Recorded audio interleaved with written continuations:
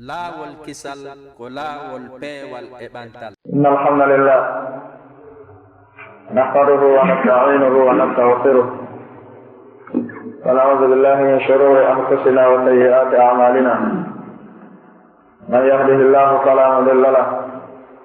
ومن يضلل فلا هادي له. وأشهد أن لا إله إلا الله وحده لا شريك له إله الأولين والآخرين. وأشهد أن لا إله إلا الله وحده لا شريك له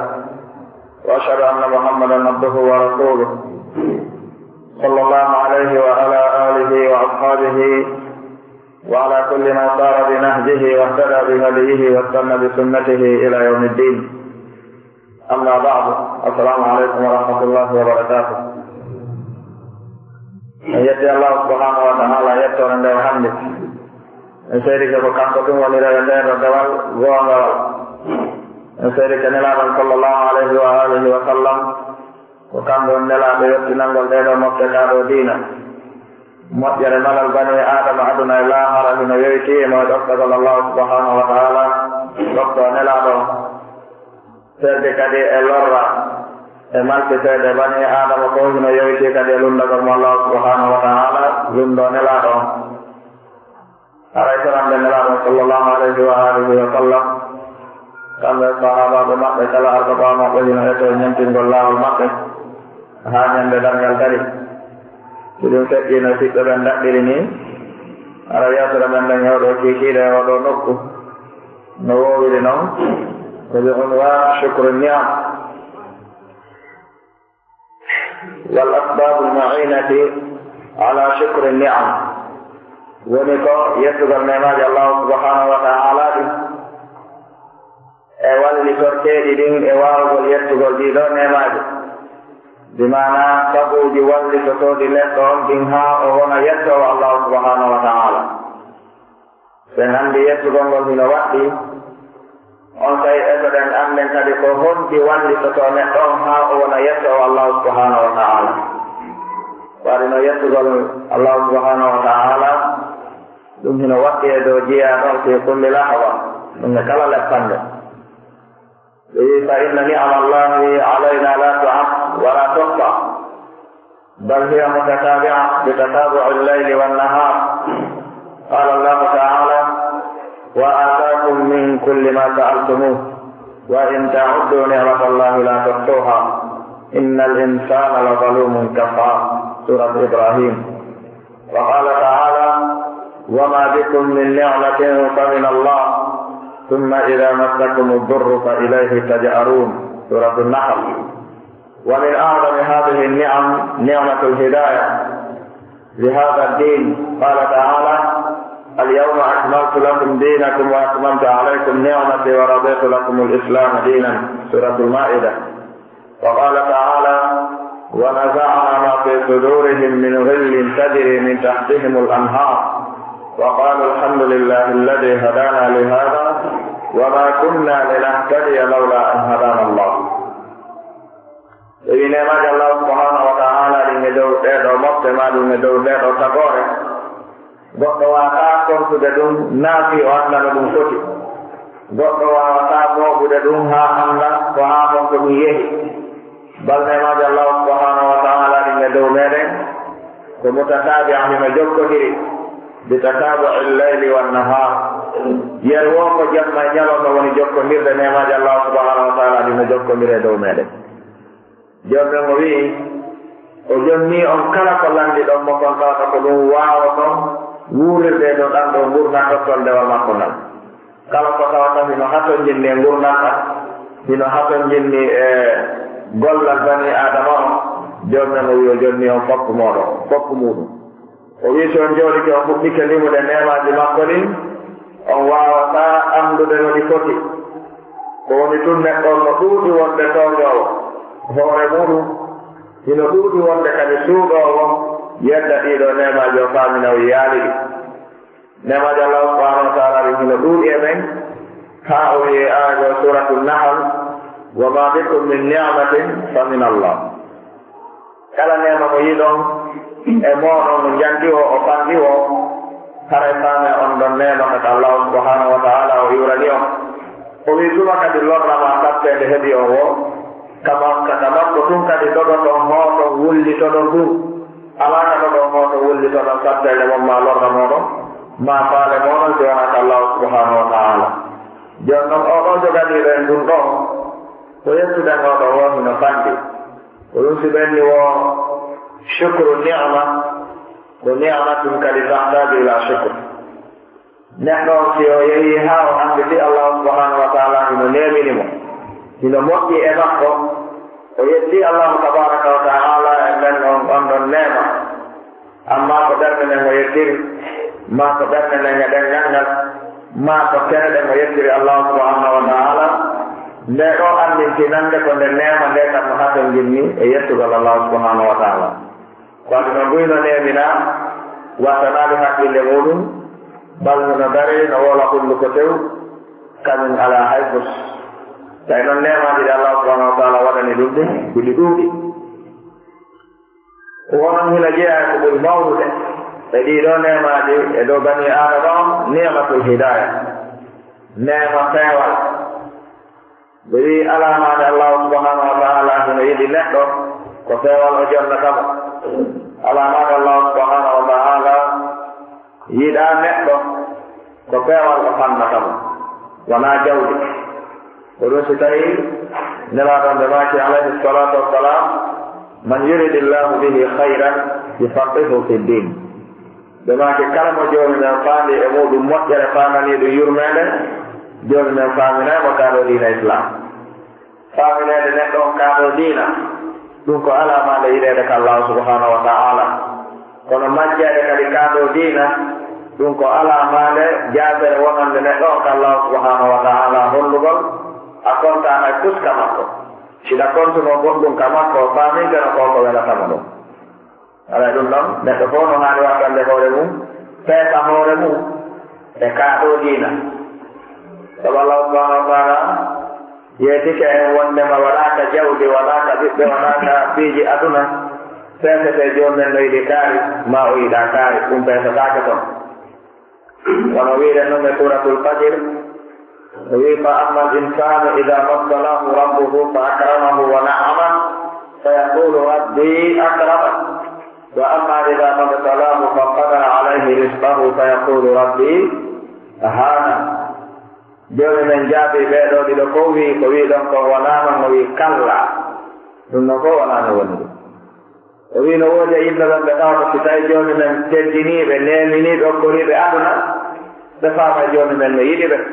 o inna joni an de akrama no teddinila ɗum ko alamade no yiɗinni joni men o wi woɓɓe goo so tawi o jarnibite ɗum o fanni ɗum jawdi aduna o fanni ɗum ɓiɓɓe o fanni ɗum ko nande muɗum o wiya min de joomi an jaafinila joomi an teddinalila joomi an okkorala ma joomi an yiɗala joomi men wi kalla ono kalla ko jawabu li tarafayn himo jaabi bange ɗen mbiɗino wiiɗo on alamade joomi men no yiɗi neɗɗo ko okkorede jawdi aduna joomi men o wimo kalla wona ɗo woni wiiɗon kadi alamade joomi men yiɗa neɗɗo on ko jawdi aduna o fannatamo joomi men wiiɗon kadi kalla ko woluɗa ton wona ɗo woni ko woni ko joomi men mo yiɗi wo ko diina kan hokkorta ɗum mo joomi men woni yiɗa o alamade muɗum ko diina kan woni ko majjete neɗɗo aray ko ɗo woni ka pensete neɗɗo ndaara hoore mum joni noon ko ɓuri mawnude ɗiɗo nemaji no wirde ni ko nema peewal sabu na faalaɗo peewal peewata omo allah subhanahu wa taala faalana peewal peewat wonamo goɗɗo goo faalana peewal peewata omo allah subhanahu wa taala muyan peewal ɗum peewata sen darti gurnan Abu Talib hakkude makko e nelaɗo alayhi salatu wassalam e yii ko furtani islam ko yangani islam ko walliti henjugol nelaɗo e ayɓe ha o raɗa makko o naɓati chia o lorna o ɓiddina o wi fannimahi mo wuuri o walaki ka nder leydi fawa e dow makko goɗɗum yottata ko nelaɗo ko ɓeddata ɓe ɓe yontin ko ɓe andi kon kono kanko jaɓata diina kanko waɗi noon o yiɗanane e arabu ɓen mo acciti diina baba makko kan Abdul Muttalib koko walliti ɗum ɗo fof ñande o mayata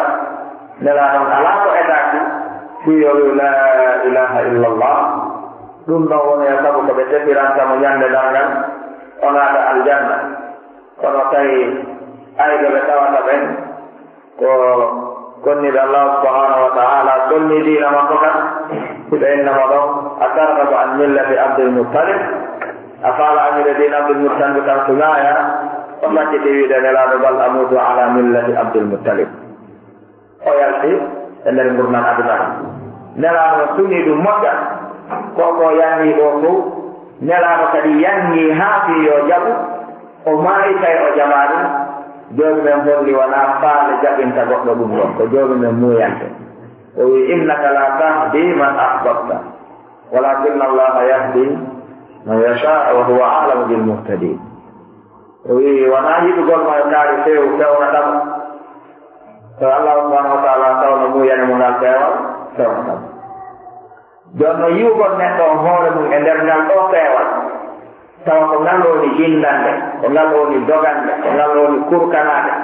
ko ngal dogango ngal kukkiltamo ɓerde ko si tawi ngal tardi o heɓa suno ɗum ɗo ko alamade Allah subhanahu wa ta'ala hiɗi neɗɗo sina ɗum joni wi woɓɓe goo walahum a'malum min duni dhalika hum laha amilun no woodi ɓe tawata no mari golleji goo kala wona yahugol tawaji watte jooɗo heɗo no woodi ɓe tawata no mari golleji goo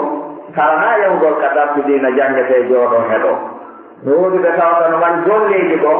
kala na motagol hayyalan solata nder juulirɗe yaha juula arta naha ɗum ɓe mari joni mo wi ɓen ɗon lahum amalu min duni dhalika hum laha amilun ɓeɗo no woodi joni noon si tawi an joomi ma ittima e ɗin ɗon golleji ɗi tawata nafata o addima ko ko nafatama ɗo sa yii hoorema nder ga a haala yettude Allah subhanahu wa ta'ala moƴƴa hani yettude ko waɗi noon ko oɗo nema ɓuri mawnude nemaji ɗi sabu ko oɗo nema heɓirte ko ɓuri mawnude ɗon ñande ɗanngal woni aljanna aljanna ko heɓirte ko islam wona akko wona enɗa wona fuusina islam no yaade islam ko Allah subhanahu wa ta'ala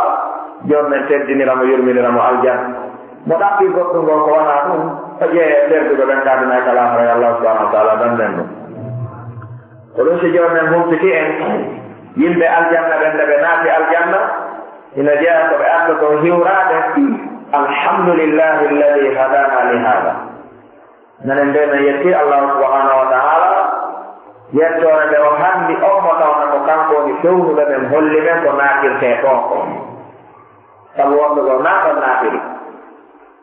ɓe wi kadi wama kunna linahtadiya lawla an hadana Allah min wonano komen feewoɓe few sinno wonano Allah subhanahu wa ta'ala fewnude men idan si tawi jama on jaɓi ɗum ɗo hara neɗɗo no mari ɗum ko yetta Allah subhanahu wa ta'ala ha ñande maari ma dama a yii hoore ma hiɗata nder islam nder ga andu ara nemaji makko ɗinne dow maɗa ko mutatabi'a bitatabi'i llayli wannahar nemaji makko ɗin taƴatan cheikh l'islam ibne taymiyata rahimahullah ɓe maati wal abdu daiman bayna ni'matin min Allah tahtaju ila shukr wa dhanbin yahtaju fihi ila istighfar wa kullun min hadayni min al umuri allazimati lil abdi daiman فإنه لا يزال يتقلب في نعم الله وآلائه إلى آخر ما قال هناك انظر الدقة العراقية شيخ الإسلام ابن تيمية رحمه الله دماغي جيانا دائما امورنا مقنا كحقل في جديد ونيل الجرد كوكوني مو اندر نعمة انظر نعمة هنا حقا جنة يسوع الله سبحانه وتعالى ما من هما اندر بكات ما هما يعني بكات on bakkatu no hakko jinde tuubugol mawtaka Allah subhanahu wa ta'ala wono ɗiɗo miiji ɗiɗi fof ko ɗi duuɓiɗe wonande neɗɗon bani adama on seerata himo e nemo mannima himo wuri o seerata kadi kanko bani adama on himo fubbo e nder bakkatuji gon himo iwa e oɗo himo yaa e oɗa himo iwa e oɗo himo yaa e oɗa wo neɗɗon noon seerata hina jinda hakkude ɗiɗo ɗiɗi ha ñande kodde Allah tabaraka wa ta'ala wi hina jeeya ɗiɗo nemaji ɗe Allah subhanahu wa ta'ala nemini jiyaɗo nimatu as-sam'u wal basar wal fu'ad wa Allah subhanahu wa ta'ala wi والله أخرجكم من بطون أمهاتكم لا تعلمون شيئا وجعل لكم السمع والأبصار والأفئدة لعلكم تشكرون. Ina jaa ma Allah subhanahu wa ta'ala do jiaro nema wan gonma taw bani adam. Wa inna Allah subhanahu wa ta'ala yadika in surah an-nur. Wa wallahu khalaqa kulla dabbatin min ma'. Wa faminhum man yamshi 'ala batnihi wa minhum man yamshi 'ala rijlayhi wa minhum man yamshi 'ala arba'. Wa yakhluqu Allahu ma yasha'. Inna Allah 'ala kulli shay'in qadir. Ora ayawi ko kanko ni taguɗo kala ko dillata ka dow leydi ɗo o yitti ɗum e toɓɓere ndiyam o tagi ko o tagi ka dow leydi ɗo gokkol ɗo o waɗi koye yaaray koye reedu ɗum bolle ko ɗon naati bagare ko ɗon naati walla ko ɗon naati kaadugal ko ɗon naati kala ko mokorto rendu yaha ko min humma yamshi ala batni ko kanko tagi ɗum wa min humma yamshi kadi ala rijlayn bani adama ko ɗon naati mais ko tagi koye yaarayɓe koyɗe ɗiɗi o wi wa minhum man yamshi ala arba ina ko tagi konko yaarata koyɗe nayi kullo koye dammi jelooji kala kullo yaaray koye koyɗe nayi ko ɗon naati jooni men faalama hollude neema makko e dow maama kanko taguɗoma lanndakima o himo wawnoma waɗude kullu yaaray pour rendu kanko taguɗoma lanndakima o abino ɗum tawna o taƴima mo wawnoma wadde kullu yaaray ɗum koyɗe nayi haa ko nangete ko saane kamɓe hirte ñande jommum heɓi haa jomum wo haa ala lanndetee mo wawnoma wadde ɗum ko ɗum so wi yakhluqu llahu ma yasha o wi kadi inna allaha ala kulli shay'in qadir wata faamu ko tagirma neɗɗo ko ɓayri hay o wawatama wadde si wona neɗɗo ko ɓayri ko hiɗoma to wadde neɗɗo sina ɗum o wawnoma wadde kullum ko tawta ko waddatake haqqille muɗum si neɗɗo on no yeewi hoore mum e nder ɗum ɗo mo haani yettude allahu subhanahu wa taala famen jonde ngo wi walla kadi karramna bani adam so teddini bani adam ngal ɗo teddugal ngal landi yettugal allahu subhanahu wa taala ɓaawo ɗum kadi o adduma o waɗanma noppi ko nanira o waɗanma nande ko ɗumana noppi nande ko nanira e giide ko yiira e hakkil ko miijitora o waɗanma ɗiɗo o jonnuma ko ɗum si karmakojo gooto ñande ko hino joododi e goɗɗo on hino wullito sattelleji aduna si hoye aduna kanko ko wonko yande makko himo wattiyoma himo innamo la tahzan ala fawati dunia yaaki wata jaɓu sunaade fi aduna no fuutima on ñiwoma kayfa yahzan man biyadillahi jalla wa ala rizquhu mo tawta ko joomume jogitani ɗum arkite mum ko honno on sunonta fi aduna no fuutimum honde joni si tawi a wi nema on no fanɗamma o wi enen hiɗa yeli hande ɓayrina wullude batal a ala hiɗa yeli hande jonnede 1 million de misal français wona gila ñande helliɗa ɗin ɗon non nande ma ɗen jatte hara nanata a maya a wakkili wakkitude 1 million e nande maɗe sukan wi oya o wi hiɗa wakkitude 2 million a ɓeyde e giiɗe maɗen hara yiyata gila ñande helliɗa ɗin oya o wi hiɗa wakkili sansitude 1 million e koyngal ma gootal wonamo gootal o wi konko muɗɗi si salɗa ɗin o wi hiɗa wakkili jonnede 1 million wonamo junngo woto goyatake e henndoɗa 1 million o wi o ɓontani moɗon haa mbuuɗi ɗi yehi mablago ɗuuɗuɗo o wi ɗiɗo fof wattama e juuɗe ma a wi a jaɓataɗi ɗi ko jogiɗa yo fuuto ene jogiiɗo ɗiɗo hannde o ala hoore manan fu yembiɗaɓe sa jogiɗo 50 million sefa o ala hoore manan fu hoore manan fu makko fu no fanɗu saɗaɗa joni noon valeur ko joni men jonnuma to hino ɓuri ɗin few sabu so ɗin ɗo wattama e juuɗe ma wiyama min ɗo 50 million gila hande a nanata a yiyata hakkil a waynodiri e mum koyngal ko yehi junngo ko yehi 50 million on ko anje a jaɓayɗi hay so waɗi 100 million tan hay so wi 1 milliard tan awe wuuri gol min mi yakon feɗɗide kon min kadi no ɓuraninɓe ka joni noon si tawi a salike jonnede 50 millions fii ɗe ɗo tere ma ko ɗum haɗi yetta nema ɗe ɗo tere sera fa jonnaka kon o wi ahar mi famirano o wi a wattu hakkil la tahzan ala fawati dunia o wi fa inna dunia zailu o wi aduna ko mbira dunia sa suno ko ɗum futotoma joni noon ko ɗum ɗo tafini ɓe ɗuɗuɓe hande o landiniranon alayhi salatu wassalam ɓe mako noon zamanu aroye a yi e gorko mo tawta diina mum si fuutike ɗum o towata diina makko fuutike mo yehi kono si aduna makko fuutike mo seeɗani o heɓɓa e darnude dargal e hoore makko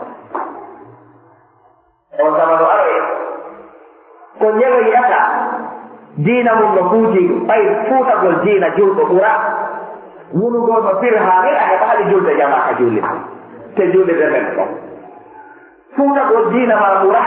pir ha mir a janngani qur'an hay aya o fuutagol diina ma ɓura pir ha mir a jantaki jowri ma sewɓe ayu askar mo jantote pir ha mir ala mo andin tinɗaka ɗo diina islam pir ha mir ala mo nafuɗa e ta ɗo diina islam fuutagol diina ma ta purɗi ko jelano wuriri ni hala ɗum ɗo kadi sowata joni noon ka ɗaɓɓata ɗon arkiɓe si soɓike lewru lebbi ɗiɗi lebbi tati lebbi nayi regili mayti hay ka wowi heɓade ɗo yastaki ila nas awanen regilano moƴƴani heɓi ka gani ko perdu moƴƴani waɗini ko ɗum haɗi wullitoɗa ko dinama kam fuutima to son ɗiɗa fo alaɗi wadde teyɗa jooɗi e hoore majji ɗon ka deeƴi si tawi ko 1 million ha wowɗa heɓude si manki 200 000 wullitoɗa ɗum lewru mo fottuɗa o wullitoɗa ɗum ɗaɓɓa kadi tawi ɓonno ɗum ñawdirte ɓoowi réglage goɗɗo artude ene jaman hana wattugaji dalinemaji nelaɗon ɓe majjino ɗum woɓɓe aroye hara ko si diina maɓɓe fuutike ɓe ɓe annata yehi kono si aduna maɓɓe ɗoytike seeɗani ɗum aninaɓe ha ɓurta ila ɗino nemaji Allah subhanahu wa ta'ala jonni en nanɗe e haqqille ko haqqiliren sertiren e mummunteji ɗin ɗum hina jeeya e nema ɓurɗo mawnude wa minha no jeeya ɗin nemaji ni'matul amni fil awtan fa inna hajata an-nas ila al-amni a'zam min hajatihim ila at-ta'am wa ash-sharab faqad qaddamahu ibrahim ala ar-rizq faqala إذا قال إبراهيم رب اجعل هذا بلدا آمنا وارزق أهله من الثمرات من آمن منهم إلى آخر الآية ولأن الناس لا يهنؤون بطعام ولا شراب مع الخوف قال تعالى ممتنا على قريش بهذه النعمة فليعبدوا رب هذا البيت الذي أطعمهم من جوع وآمنهم من خوف وغير ذلك من النعم التي لا يستطيع أو لا يستطاع حصرها ولا الإحاطة ببعضها وصدق الله جل وعلا إذ قال ألم تروا أن الله سخر لكم ما في السماوات وما في الأرض وأسبغ عليكم نعمه ظاهرة وباطنة وي سندان في دي دو نعمة من جهة النعمة قرطة موجودة كده دو بني آدم نعمة فتو أديجر إليه كوان تاقو هرناتي سوي سفن لا ليبقى na bukti ka gon hatta kadi ko jelo wa hewtidi wa ka o hewti taka jalla ɗum ko nema yawiɗo ɗum yo naaru ka gere woni ɗon honno ɓe fewdoni dawɗolla ɗum bindi jinna ha arta a heɓali a heɓa tawka ɓe mure maɗe a barminaka a waɗaka fokoyaka ɗum ɗo na nema ɗum ko nema noon kono ɗum ɗo jamon ana wattande haqqille ɗum jamon fooni wattude haqqille mum koko haani heɓade kon heɓaki ɗum ko jonna ko ŋatinni ala wattude haqqille ɗum ɗon nema deejere nder leydi ndi wonɗa ɓe wi haabi yimɓe ɓen e ɓuttu e deejere si ɓe mari haabi ɗum ɓuri haabi ñaamede e yargol sabu ñaamu yara ɓuttu ka wonɗa ɗo sabu gonɗum marɗa haabi e ñaamu yara si tawi hino sellude woɓɓe no hirseede woɓɓe no wareede sa woɓɓe ni ɗon arkoɓɓe gonɗum marɗa haabi jaragol ɗon goɗɗe haaɓe kale ɗo haray ko fiya faalaka ñiri ndi ka ko fiya weelaaka ko ɓayno woodi ko hatto jinɗa ɓuri ndi ñiiri woni yo ɗo ɓuttu taw ka ɗum ko neema mo tawata bani adama no hakko jinni ɗum ɓuri ko hakko jinni ñaamugol e yarugol wotaari annabi ibrahima alayhi salam ɓe ardinmo ka toragol allah subhanahu wa taala wonande makka ɓe ardini deeƴere ɓuttu leydi ndin e dow ñaameteeji leydi ndin annabi ibrahima wi ijal hada balada amina mi torike maya wano ndiɗo leydi deeƴundi holniiɗi ɓuttuɗi si ɗum ɗo heɓi ke leydi ko on seɗɗo ɗakkugol accute welata ka haɗano yowi si ɓuttu ala leydi ɗakkugol accute ne welendi leydi ko ɗum si annabi ibrahima ardini ɓuttu ɗum e deeƴere nden nodde maji ɓaawɗum si deeƴere amna heɓi ke leydi ndi wantuɗo non on tawi ahlahu min assamara kono risqum ɓe duni tumanina wala alama la hayra fi la hayra fi moƴƴere alaka ɗon on ɗon arde to mo tawa tan holnaaki sa hennike tawti a ñaamay kanko goɗɗo goo jattoɗa ka hen goɗɗo ɓe wara acca on noɗon miijo tum no wawi wonde sabu hay ñaamuɗa ara ñamtaɗa ara heɓɓetaka to nganndi ko hettinta ɓanndu wona ñaamugol yaade ko ɓuttu ɓernde ko tuma ɓernde ɓutti o ɓanndu hetto ko tuma ɓernde ɗaani o hakkilɗaano o yaha neɗɗon heɓa ɗo miijo wondude e gonɗe ko jogii fof miijo mon hara mo ɗaanaade ɓewu hara le mo mummi sabu ko haqqille ɗen ko wutino jeeya e alama nde annaba kaaku nde tawta gite maɓɓe ɗen ɗaanoto kamɓe kono ɓernde maɓɓe ɗen ɗaata alyahuda ɓenne ɓe laatinoonelaaɗo no alamatu nubuwa ɓe maatuno annabi yanamu qalbuhu wala tanamu aynahu alamande neɗɗo ko annabi mi mana tanamu aynahu wala yanamu qalbuhu ɓe maaki alamande annabi on ko annabi kono tawata o waalo to gite ɗen on bo kono ɓernde nden ɗaata ko bannima ko annabi jooni noon si neɗɗo heɓii ɗum ɗo heɓata kanko ɓurtu ɓaynawo annabi haray e soroy allah subahanahu wa taala okɓen ɓuttu e deejere o wii yimɓe ɓen kadi ɓe waawataa deeƴande jooɗagol ñaama wonaa jooɗagol yara wondude kulo ɗum waawataa yaadude o wii ko waɗi noon allah subahanahu wa taala wowlitanii ɗum ɗo Quraysh o wii ɓe ɓe yettu oɗo neema o wii falyabudu rabba haadal bayt yo ɓe rew jom nduuɗo suudu alladi at'amahum min juu'in on gokkorɗo ɓe ñaami hari ko ɓe weelaaɓe wa amanahum o honniɓe kadi mino hawbin kulotnol ɓe wonno e muɗum jaga honneede e nokku deejuɗo ko neema imo hato jinni e yettugol e tore allah subahanahu wa taala arkusen yettugol neemaji maɓɓe ɗum wo ko wona ɗum e ko wona ɗiɗo neemaji ɗi tawata hay e gooto wawata eɓɓude timmin gonɗi wona huɗina gonɗi wo joomi men wolani en ko laaɓi ko woni goonga te o wiwno ene o waddanaali hakkil naaruɗo wondema jooni won eltani on denndangal ko woni ka kammuuɗe ko woni ka leydi immorde togo no iwrata kammu immorde dinde no yalta ka leydi wa asbaga alaykum ni'amahu zahiratan wa batina o yubbi e dow moɗon nemaaji makko ɗi nemaaji feeñuɗi e nemaaji suuɗiɗi naani ko wonde yiide wo hadihi ni'am bila shakka tahtaju ila shukr qala taala wa id ta'azzana rabbukum la in shakartum la azidannakum wala in kafartum inna adabi la shadid surat ibrahim woɗi ɗo nemaji ɗi jantiɗe wo feere wo ala sikke wo ala yettugol ɗiɗo hino waɗɗi jiyaɓe ɓe si ɓe yettali ɗiɗo no woodi angal yettugol nemaji ɗin ko rimata ɓe ñooma bi shukri ni'ami tasdadu ni'amu wa tadum wa bi adami shukriha tazulu ni'amu wa tanqati ko yer ko jiyaɓe ɓe yetti allah subhanahu wa taala e nemaji makko ɗin wo nemaji makko ɗin duuni e maɓɓe ɗi ɓeydi ko yer ko ɓe yeddi nema on ɓe ronkimo yettude o ko yer ɗum o dirti ko yer ɗum kaɓe taƴi daga sabu ɓeydagol nema on e sabu duumagol nema on ko accu yettugol ko ɗum sinelaɗo alayhi salatu wassalam ɓe hubbitino jeeya e needi neɗɗo jurɗo hay si o nawni haa himo waali himo muuse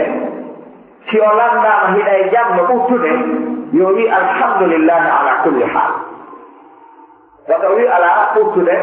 sina hara ko jonnomo lekkiti ɗum ɗon maɗum wata wi miɗo muusede o haaɗa ɗon yo wi miɗo muuseede dey kono alhamdulillah ala kulli hal joni men ko wari ko fof imo hande yettude sabu sa kalkili gila duuɓi jelu siko ñiire muusuma hande gila duuɓi jelu ñiire muusalima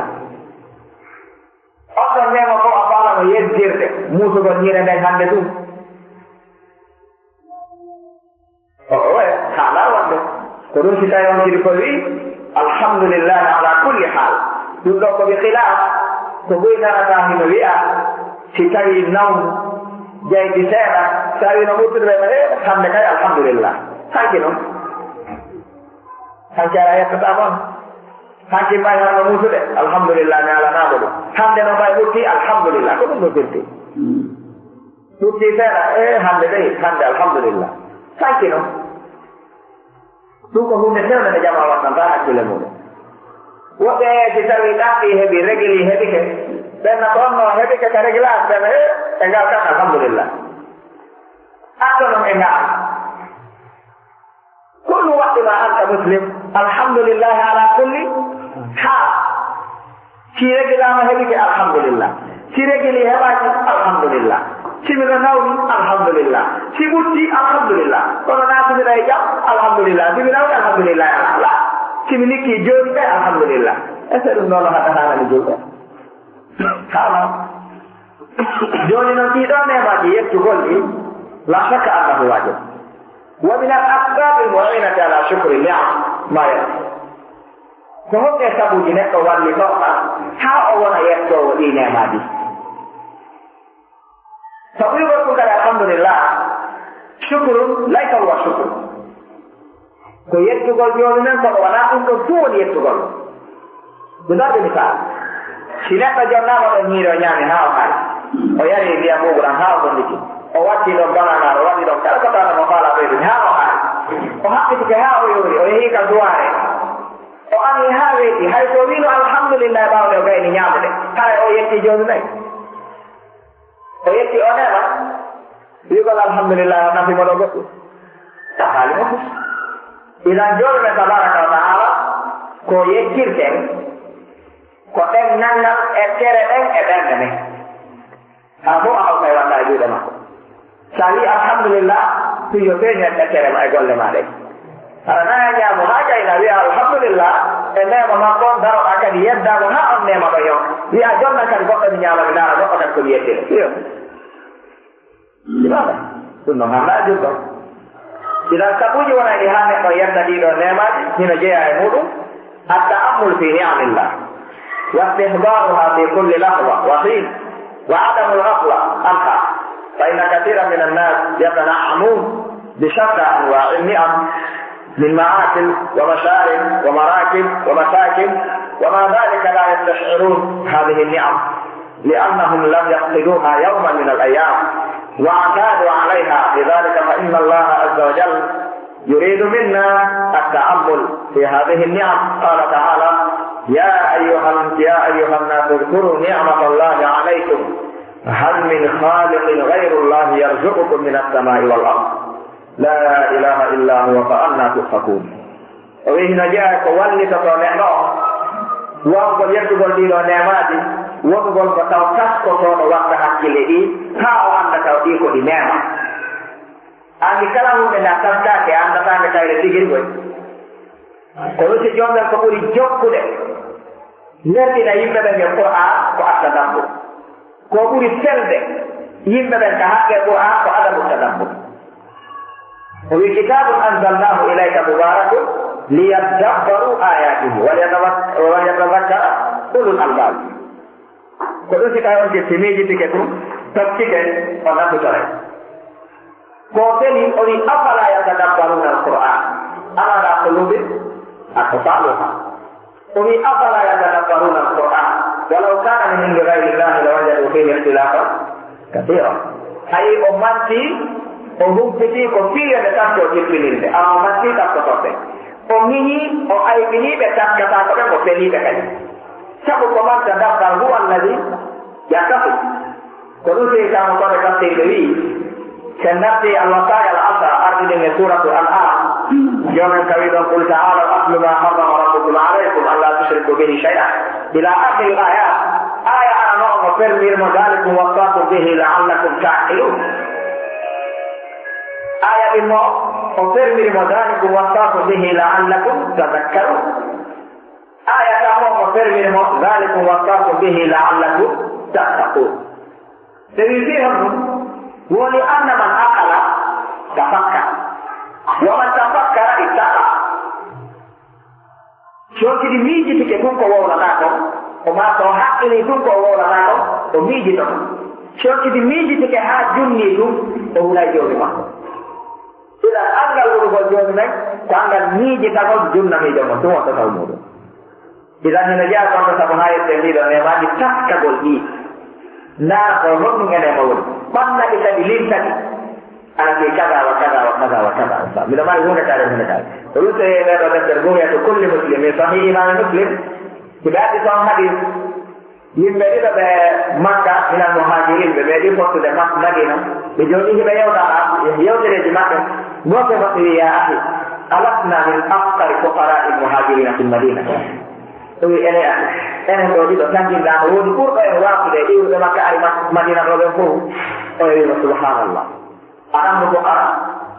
koye watɗo ewi ko ɗum mbeni sikki o wiyeyo an latumi faami ma an a faami o wi a ko honno faamirɗa an o inni wo ene alaka ɓaytum tawi ilayhi kiɗa waɗi cuuru si henndu witi ma ndiyan kaaɗi ma nange waɗi ka yaha ɓuuɗa o wi ina waɗa suudu komin jeeni o wi alaka zawjatun taqdi shahwataka indaha o wi nam ina mari ton ako o wi a faami linu nemaji ɗin o wi mi lamdatona ɗum woni ko an ina mari hay haɗi yahdimuni miɗo mari hay maccoro gollo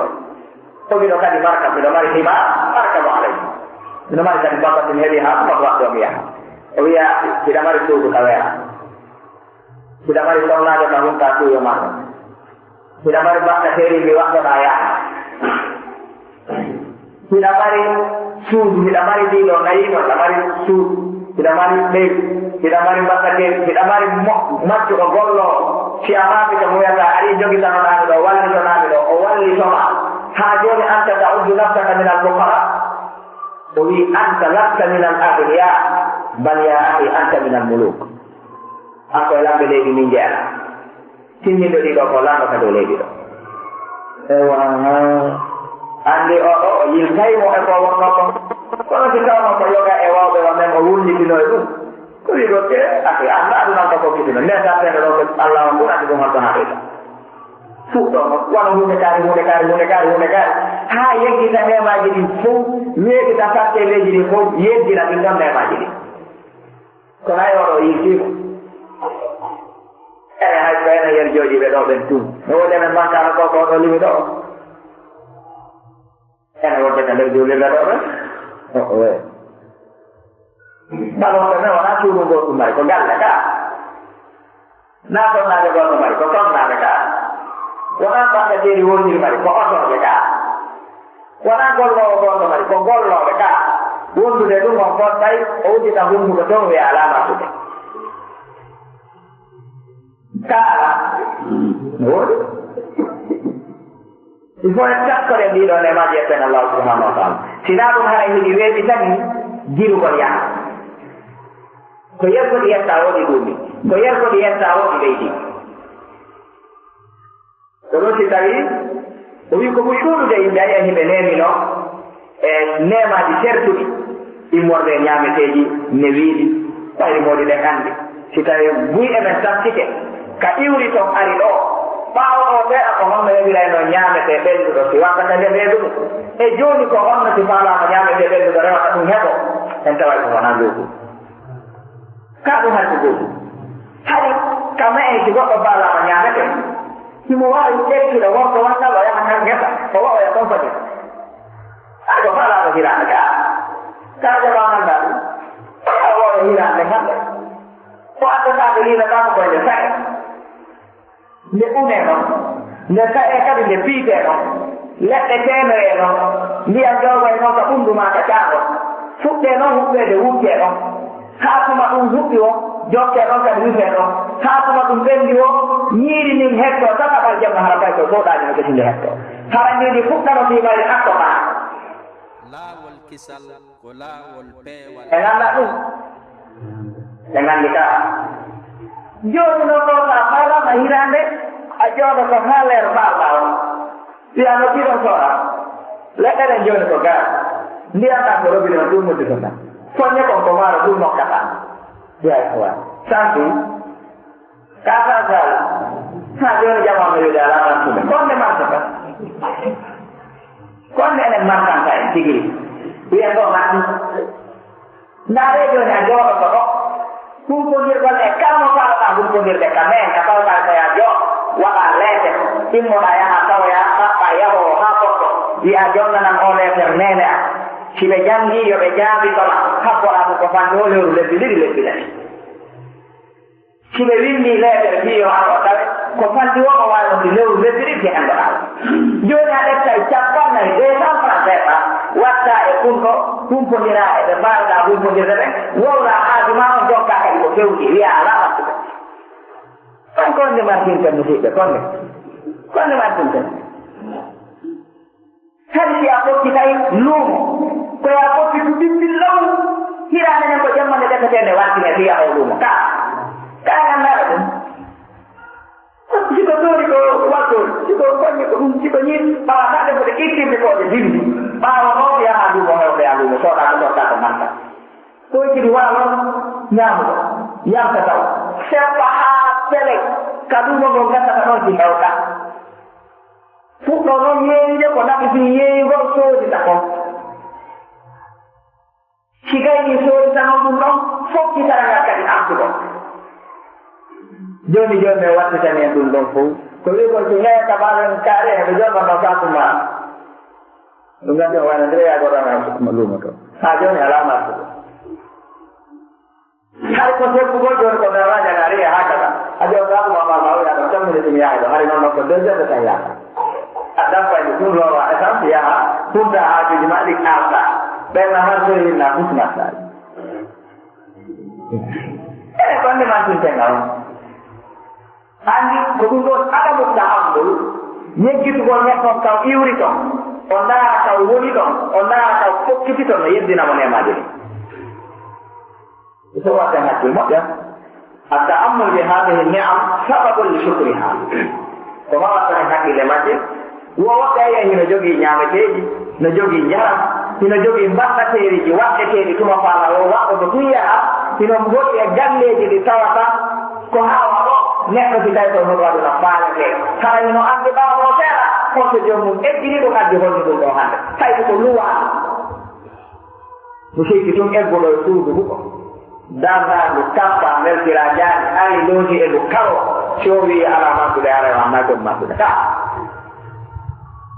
ka wandi makkuma ay ka loodema na hotiya fantaɓe ɓeynima mardude ka wotton to mawi ala mardude ke ndu ko ton iwri a konde mardinta kamɓe jooɗiɗa handu heɓi na ɗon kono golleɗi ɗi toon ɗum ngana marde joni fof nane ngana feewtiroɓe wona ono hooto ka aba ɓen ota fanto kaɗaɗo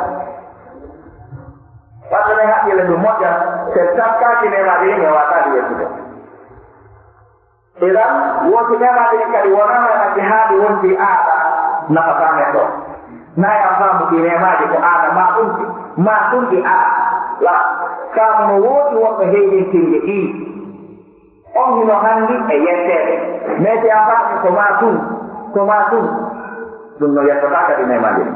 ko ɗum si jooni en jonni en aaya ka tappoɗe o wi kono yo yimɓe jante anndi ton nemaji jooni moɗon ɗin e dow moɗon enen hino mari sagowo goɗɗo goo no wona jooni men wonɗon sagude ardi ka on ka dow leydi ɗo e ka tappo on jaɓii ko kanko ɗum on sagude ardi ka on jaɓe ko kanko ɗum woni reweteeɗo jaɓe kadi yetton ko kanko ɗum so waɗaali ɗum ɗon kala wonni golle non ɗen o wi thania min asbabi muinati ala shukr an yadra kullu wahidin minna ila man huwa asfala minhu rawa البخاري ومسلم من حديث أبي هريرة رضي الله عنه أن النبي صلى الله عليه وآله وسلم قال قال انظروا إلى من هو أسفل منكم ولا تنظروا إلى من هو فوقكم فهو أجدر ألا تزدروا نعمة الله. وفي رواية إذا نظر أحدكم إلى من فضل عليه في المال والخلق فلينظر إلى من هو أسفل منه ممن فضل عليه. Dewi najea ekuona tatabu yetu gondino neemaji ndaru golma wontirande ma dow ɓen ka neema aduna eɓi mana wontirande ma ley ɓen ka neemaji aduna si tawi anko wonɗa wullikade ko ala martude pilate joni ala martude seliɗum ñiiji tiisi tawno hande ko wonɗa hakkude kaka deburiya ɓay moɗon ɓe jindirde ni ka ala songili heɓano ka deburiya harano ɗono moƴƴi on tigi dille joni ala ka deburiya annon joni a wi ka deburiya ha a woniya ka jeyɗa tahanide ala martude sa laari hoɗa kiɗani noon alka wonɗa ɗon joni men wandima ha deburiya heɓani hoorema no heɓade wonde no ala heɓade wonde no ɓeydade wonde no ɓiitade wonde si tawi ko wonɗa ɗarude ko wonɓe yaade ka nokkoyde to arde sikkuɗa yetta e piladi makko no ɓeti ɗum ɗum sigaɗo accimaɗa fofi keɗo duuɓi ɗiɗi duuɓi tati duuɓi nayi duuɓi joyi ayni ɗon coggu pil bitikiw a sabti ɗum ha ɗum heewi a joni ke a regiri heɓi ke seeɗa a regiri heɓaki goɗɗo accimaɗo yehi ka nokkoyde to ardi sardiɗi tati sa ndaari o a tampoɗa ɗum ma ɗum nakko aya ɗuɗaɗa heɓaki hay dépense joni ala heɓaki kala allahu shahid dépense mo heddade no heɓade ha hedde kaɗa min fof en ñaama ko angal ndaaruɗon wontirɓe leyɗen woni yaltinde yimɓe ɓen ka diina maɓɓe kan hisata on naɓaɓe ka diina maɓɓe yeeɓoto toɗeɓe fof tawi eye ko jogiiɗo kamɓe jogiiɗo pilaciiji na pilaci hoy ɓe yeeyita bokke ɗin pilaciiji taƴa wiya yaaka diina mo yeeɓoy ɗo ɗum wiya ko heɓaɓe ɗo kono fanti sa mayinama ngol laaɓo maɗa nakkulu an honno wiyata joni ma honno wiyata nera afdalu albasariya afdalu ambiyai wa rusul ɓe feƴƴini ñande ɓe feƴƴini tawi ɓe yehi ƴetti dorokke maɓɓe jihaadi o waɗi mo tigille yoɓe heɓo ngawri ko ɓeynure ɗen ñaama balɗe ɓe feƴƴini ɗum yoɓaka anda hay ko jomne jomnuma taw ko ya yehi ɓe silaaɓe ɗiɗo e tatoy fiidi e angola ma france ma leyɗe ɓorɗo ma kala ka yaa kadi aya silaaɓe ɗiɗo e tatoy ha hajjoyata o yehi ɗiɗo e tatoy acca on yaha hajjoya anka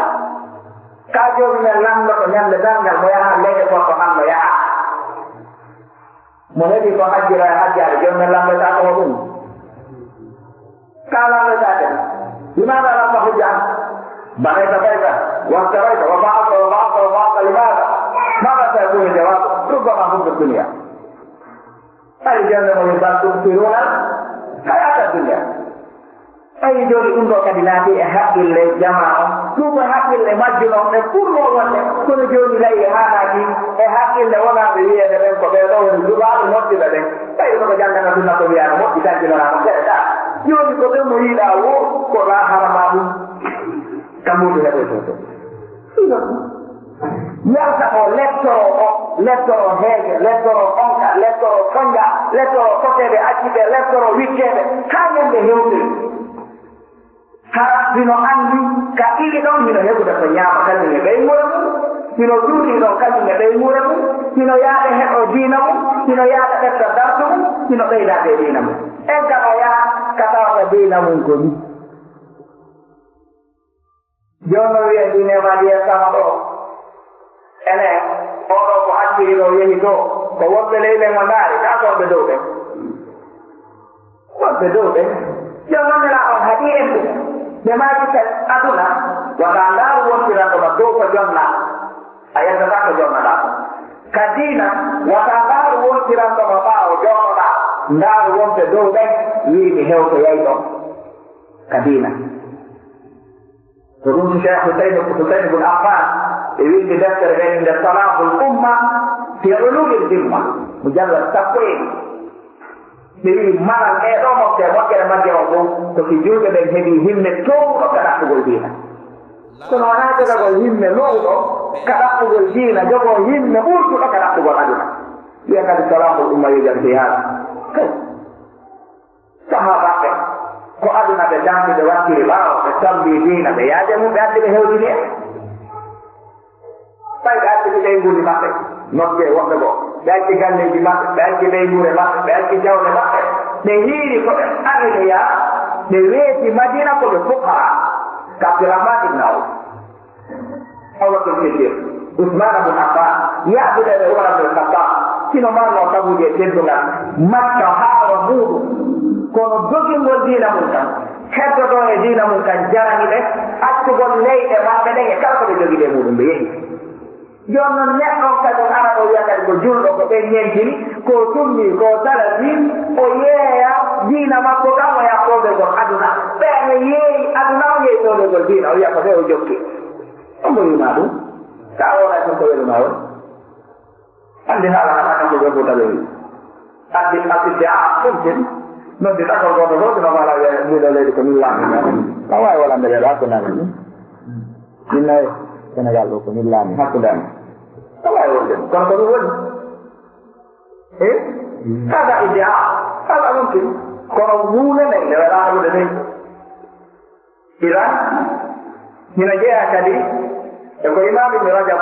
imam ibne hajar al asqalani imam ibne jarir ɓe maaki hada hadithun jamiu li anwa'i min alkhayr لأن الإنسان إذا رأى من فضل عليه في الدنيا طلبت نفسه مثل ذلك واستثمرها عنده من نعمة الله وحرص على الازدياد ليلحق بذلك أو يقاربه هذا هو الموجود في غالب الناس وأما إذا نظر في أمور الدنيا إلى من هو دونه فيها ظهرت له نعمة الله تعالى عليه فشكرها وتواضع وفعل فيه الخير imam ibne jarir al-tabari ɓe maaki oɗo hadisi mo moodi ko neɗɗo on haani faamude ɗan ɗo gurdam waɗi noon si a ndaari wontiranɗoma dow ɓen wonti maaki ko duuyete ko wawgoɗo noɓɓe ma feɓɓiyogolɓe kaaɗum amma si a ndaari wontiranɗoma ley ɓen ko nemaji joni ma ɗi wiyata e dow ma yetta annda ɗum a jonnama o jonnuma ɗum ɗo annda ɓe bonna ɗum ko a bonna ar ko ɗum hari ɓe henndo ɗum ɗo ka an ko jonnaɗa kon a jonnu ko ɓeeɗa jonna ko ɗum so hendiɗa ɓeeɗo ko haɗi ɓe heɓa ko bonnere ɓe bonni nde an a bonna ko ɗum jonnaɗa kamɓe ɓe heɓaji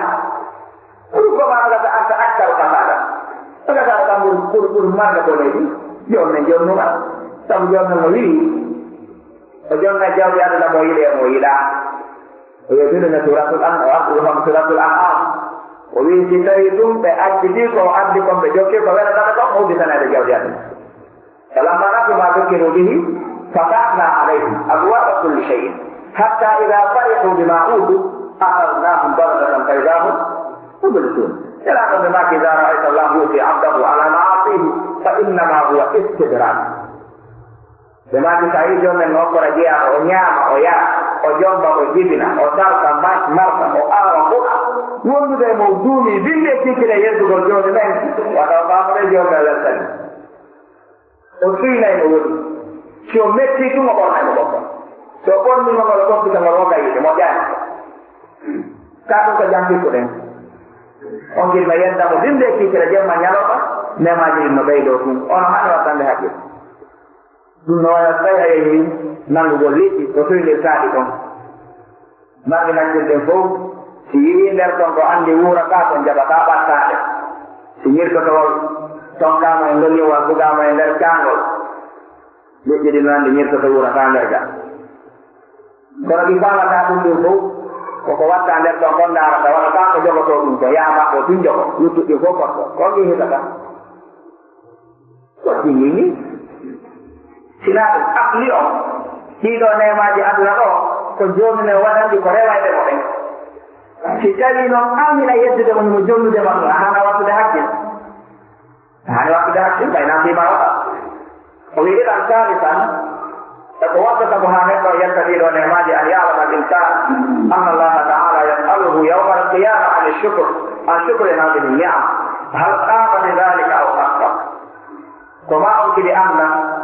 جوم من ينددنgal o lamdi toyi to en ɗiɗo nemaji ɗo jonni en ene en yettiri ka en yettiri joni mo wi wala kamɓe kuma laysa laka bihi ilm inna sam'a wal basara wal fu'ada kullu ulaika kana anhu mas'ula ɗum ɗo fof ko landetede ɗum fi muɗum wa qala ta'ala thumma la tus'alunna yawma idin anin na'im e gandi ñamde nelaɗon alayhi salatu wassalam ɓe weela kamɓe abubakr siddiq e umar bin khattab e yalti janna ɓe yehi ka Abu Talha al Ansari o defani ɓe o hirsani ɓe ɗammol o desani ɓe tamol o addani ɓe samdu tan o ɓirani ɓe kosam ɓe nafi ɓe yari ha moƴƴi ɓe wi goɗɗe maɓɓe nabana ɗum ɗo jonnanami Aisha o wayri heɓude sifa ɗum ɓe naati ya Aba Talha mino ni tamol kecce wuyloduɗe ɓenduɗe kosam mino ni e teeru warbaɗum no ni juuɗa ɗum mino ni ñametemoɗi ɓe linkiɗi haa ɓe gayi ɓe naati o wiɗi nemaji ɗi joni en jonni en ɗo ko nafore joni men lamɗi koye tengi ñande ɗangal tawi a ñaami ñamete makko ha a aari kom waɗuɗa kom yettirɗa ko on nema tawi wala famude ko ɓiira liccani heɓata jawdi ɓuɓe ɓutaɓe wo anditaɗum yawi wakkiliɗo na wakkila heɓata jawdi o gandi kaaru ko ɗum hoɗu noon inna allaha la yuhibbu lmusrifin ɓayno nabi woɗum olli qala innama utituhu ala ilmin indi ko ɓiira wicca heɓili joɗa go leɓaɗa ɗum o yaha gollo na gollo kata jawɗe siko jawɗe o kayno siko gollo o kayno jawɗe amno woodi ɓurɗomo wakkilade kono ya sengo ɗo maɗa aray wona ɓum okkataniɗo jawɗe koye o sini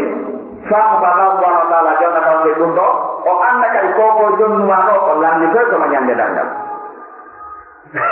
nelaɗo mo maca alayhi salatu wassalam e hadith wa imamul hakim filli ka mustadrak ثم دفع أبي هريرة رضي الله عنه وأن إن أول ما يحاط به الأرض يوم القيامة أن يقال له ألم تأتي لك سمعك جسمك وأرميك من الماء البارد وأن جاءت يوم لم تكن نقبل بني آدم يمد داخل وإنما جاء نعمة دي ورانما بأكل كلا القنمان سيد كل كي أكتو كمفاد لها ديرا مفاد لها أطولنا مفاد لها ثم ودنا كاها يأنور وإن أكبر من دي الله ونماء القراكا سيوانا هذا وانا لمنا كاها وإن ودنا soalnya kita memang menyambut akun doya akun dohong yekir akun menjawab tak. Jika yang hebat itu hari macam, kalau sekali senaja hadir, kalau orang salah yang terjadi dalam majlis aku, kalau orang sekolah lagi dong, la tazulu qadama amkin yawmal qiyamah hatta yus'ala an arba'. Aqulihi fima asna. وعن علمه فيما عمل وماله من أين اكتسبه وفيما أنفقه أو طريقة يبطله جلال الله الصلاة والسلام لما كان جاء يكون نحو لن تتجه عند دعنا لذو جو لما كن يهدي كمان توقف جديد باي أوقف جديد لما توقف سوال يا أبو الله عليه وسلم ورحمته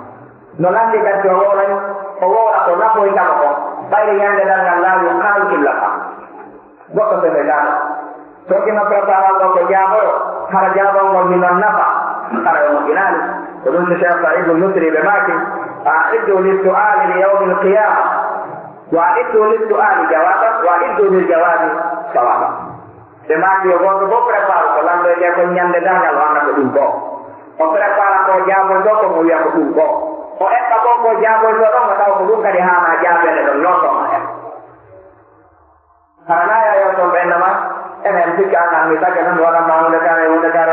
kan ni jonno ma nyaama te ko yara e cellal mo kan ni nyaamu da yarda wuru da ko da henda mo kan ni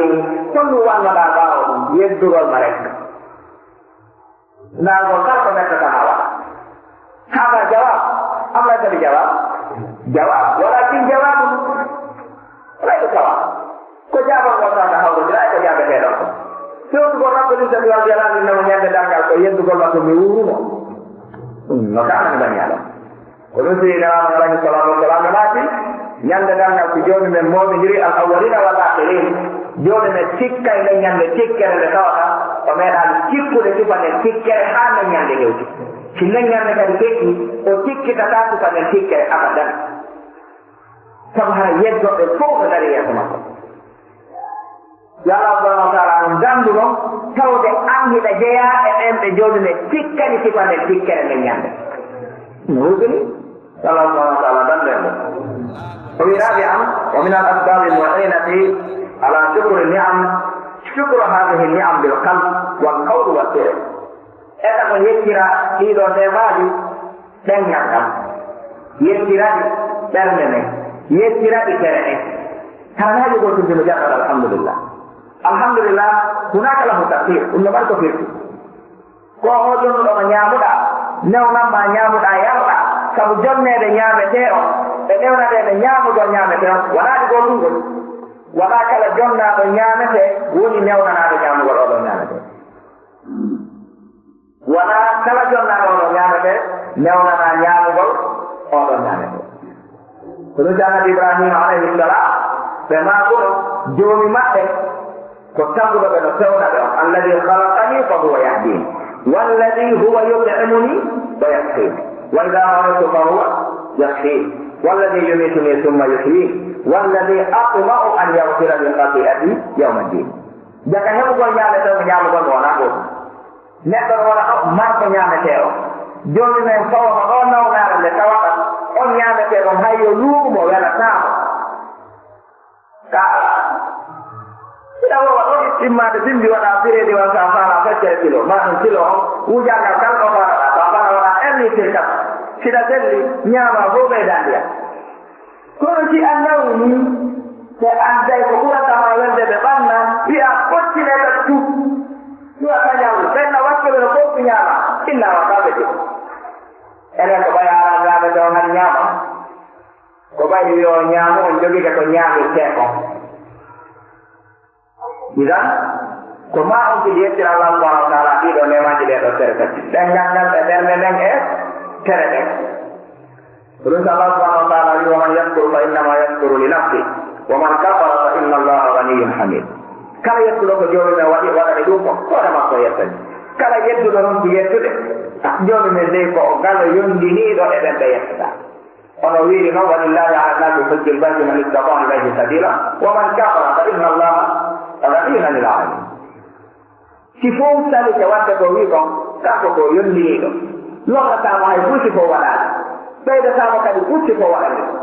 ida ko on warafata man amila salihan kalimat fa li nafsihi wa man asaa kalimat fa alayha sa waɗi ko hoorema waɗamba sa waɗani kadi ko hoorema accanta ko ɗum si jomne wi aya goo i'malu ala dawuda shukra wa qalilun min ibadiya shakur golle ɗen anne o wiiɗo waɗe gurna gonɗa fof sukru ñaam yette ko wona ɗo waɗane ɗum ala dawuda hokkama ko ɗuuɗi o wi faddimaru hadihi niam bi shukr bi anwa'ihi athalata wa tihaduha bil ma'asi wa dhunub qala ta'ala wa daraba allahu mathalan qaryatan kanat aminatan mutma'innatan ya'tiha rizquha ragadan min kulli makanin fakafarat bi an'ami llahi fa'adaqaha allahu libasa al-ju'i wal khawfi bima kanu yasna'un wondumagol ɗiɗo nemaji ko yettirgol no ɗeɗa tere jirugol ɗiɗo yaha ko yettirgol Allah subhanahu wa taala ɗeɗo tere wonde nabbi oɗo jonne mo wino woodi no neminaɓe ɓurtinana leydi ɗum ɓe yeddinema joni men fayɓe soña a jarno ɓeeɗi tawi joni ala ko wore sina yugol awan joni no hulɓini tum ha asko ɗum ɓe jaɓano yettude nemaji ɗi nde ɗi yani noon nde jarno ɓe o yani on tay noon ɓe yi nema o ko ɗum si kala mo maɓɓe mbi asihatu tajun ala ru'usi al asihau aw ala ibni adam ɓe wi la yarifu hada kas illa mahba wo tella ko kupune garaɗo molanaɗo ko bani adama fof ɓorni yiyata konere makko andana hoore makko sina nawnuɗo waani ko daraja molanaɗo nawnuɗo no waani o hare daraja on wi e hoore mum so waani ke haray hannde kadi himo renti on daraja e selluɓe ɓen ɓayri neɗɗo waani ke ha antiri hôpital tawi mo naati o annda mo yalti o annda si a ari ñande goo tawi oɗo fin o annitima ari hanke mi amma ɗo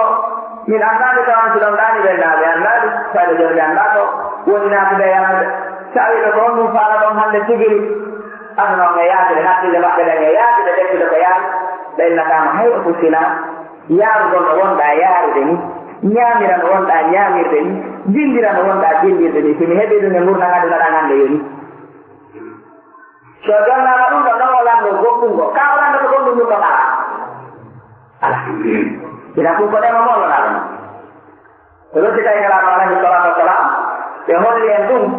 nde ɓe nemina jomme yaɓaɗeɓe bakkatuji maɓɓe no ɓe wiri noon acci ɓe gaccitiri fof ɓe darno ɓe rewi allah subahanahu wa taala hakkirde rewgol hayi noon e haysa haayi ɗum ɓe maati nelaɗo yabanama ko adde ko gacciti ɓe hay ko honɗum ari fawta ɗo nelaɗo ɓe maati ya aïsa afala akunu abdan shakura somi neminama mi okkora enen mi wonata jiyaɗo yettowo ɗiɗo nemaji ay ko ɗum ɗo woni ko hanani kala jiyaɗo tagaɗo allah ɗo ɗiɗo leydi yo faamo tabbaje nemaji allah subahanahu wa taala ɗi ala ɗakoɗo allah subahanahu wa taala arjita en yettugol nemaji makko ɗin o arjita en anditugol nemaji makko ɗin o arjita en wongol ko walatama ko rento ɗum ko mettotama o wala nde ɗo jonde men nde jooɗiɗen jooɗoramɓe sabu makko o wala nde jondeji wonede sabu natugol en aljanna ɗonɗen natugol yiite وما كان في هذا من ثواب فمن الله تعالى وحده وما كان فيه من خطأ فمني ومن الشيطان والله ورسوله منه براء وآخر دعوانا أن الحمد لله رب العالمين والسلام عليكم ورحمة الله وبركاته سبحانك اللهم وبحمدك أشهد أن لا إله إلا أنت أستغفرك وأتوب إليك.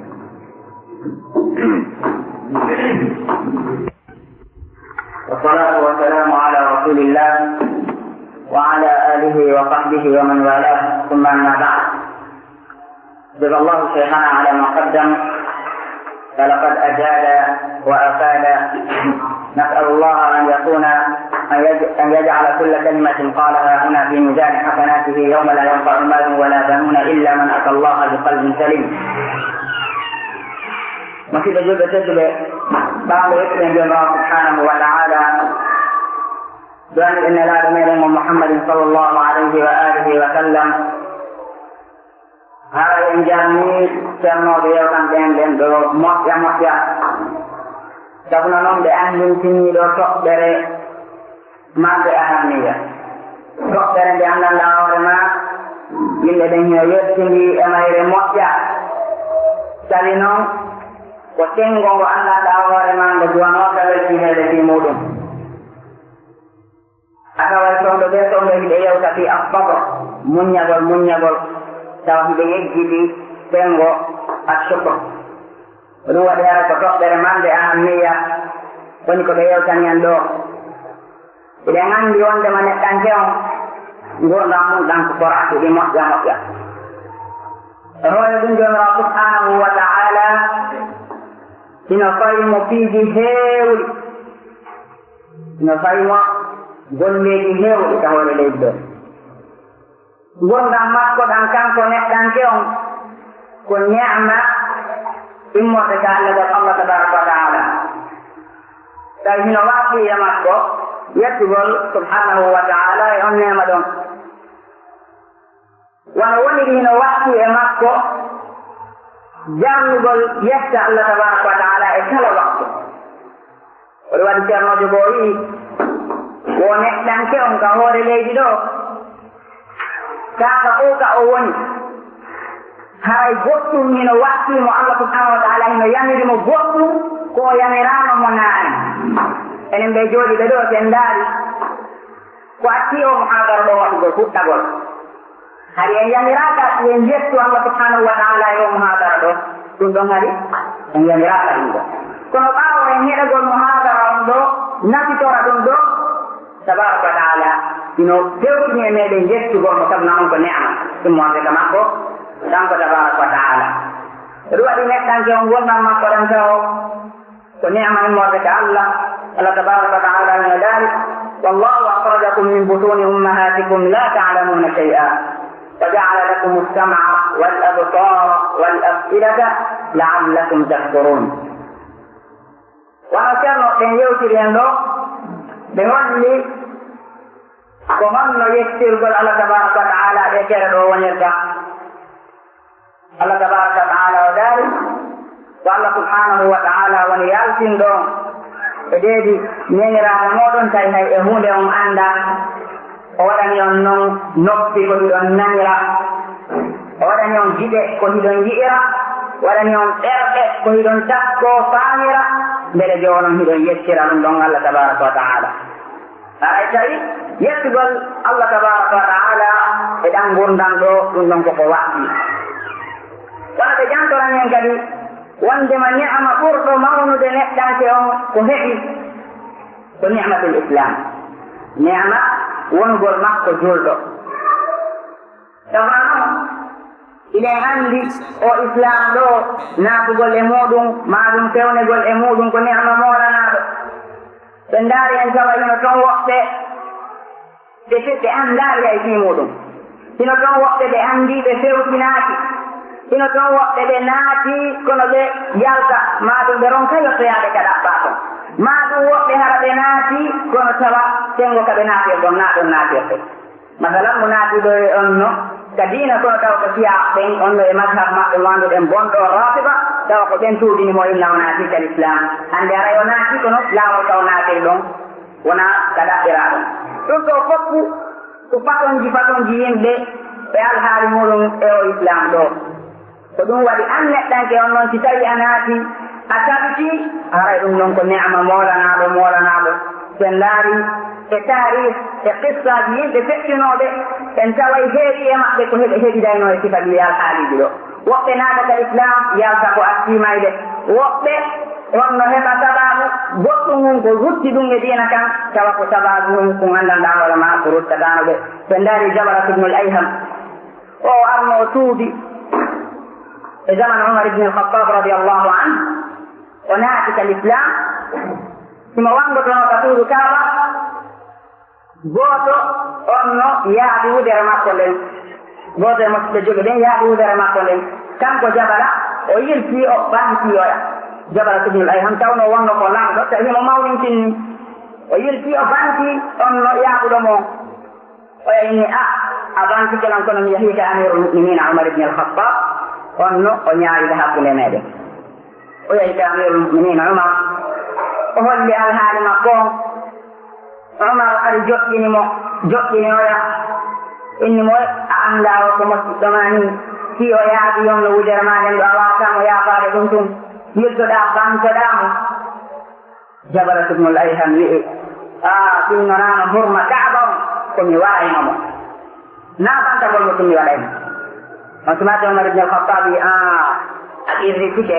awa ɗo ko piiji ɗiɗi, imma o yaafoma ma ɗum ɓanna onno yeeso ma on kan kadi o bantoma o yetto. tawi ɗum ɗo mawni e Jabarat ibnul Ayham mo mawnintinni o inni Umar ibn al-Khattab accammo ha jamma, janngo o yiyay o annda ko honno waɗirta, siko yo ar oya yotto est ce que onno watta. tawi woni jemma o immi o jogi kanko e ɓe arnoɗen fof ɓe hooti ɓe wonti heeɗeraɓe. tawi ɗum ɗon ko sabu mawninkinare makko woni ko yaltinimo ثم ولم يتنقى في الأشراق من عار لقمة وما كان لي لو صبرت لها ضرر كنفني منها لجاج ونقوة وبعت بها العين الصحيحة للخلق فيا ليت أمي لم تلدني وليتني رجعت إلى القول الذي قال لي عمر ويا ليتني أرى المخاط بقطرة وكنت أسيرا في ربيعة أو مضر ويا ليتني بالشام أدنى معيشة أجابت فيها قومي ذاهب السمع والبصر. o wonti o andi kadi koye faltere o woni kono tawi subhanahu wa ta'ala noon nalno ruttagol ka diina l'islam o maayiri noon ko nafaran. wona noon kadi se ndaari al a'ta on o yawno ha o inni kanko o andi diina nelaaɗo kanko woni diina mo yahude naaɓe koroyten ɓe satti o ɗeni al a'ta oɗo ko sha'ir jo molanaɗo mi wasinaati ga diina ko probléme yaari ɓe sattimo ɓe inni al a'ta inna dina muhammadin yuharrimu al-khamr kanati la tashrabu al-khamr on mi yiɗa hamre tan sabu na hamre beere naɓay hakkil neɗɗanke mi yarata beere ɓeynimo si a naati gadina to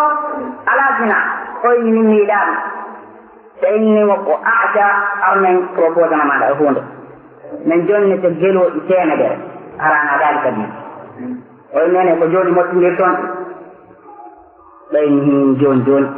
ɓe mottidiri geloɗi fof ɓe jonni o yilti ko fottuno ɗon ka islam o yilti